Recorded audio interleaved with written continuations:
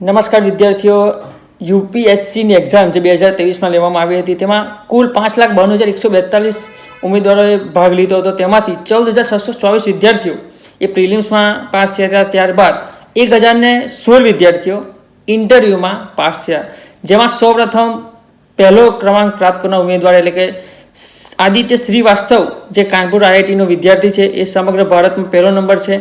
હવે ગુજરાતની વાત કરીએ તો ખૂબ જ સુખના સમાચાર છે કે 60 વિદ્યાર્થીઓએ એક્ઝામ આપી હતી, તેમાંથી 35 વિદ્યાર્થીઓ ઇન્ટરવ્યૂમાં જાય છે અને એમાંથી 25 ઉમેદવારો આપણા પાસ થાય છે, જેમાંથી 5 એ મહિલા ઉમેદવારો એ સિલેક્ટ થયા છે.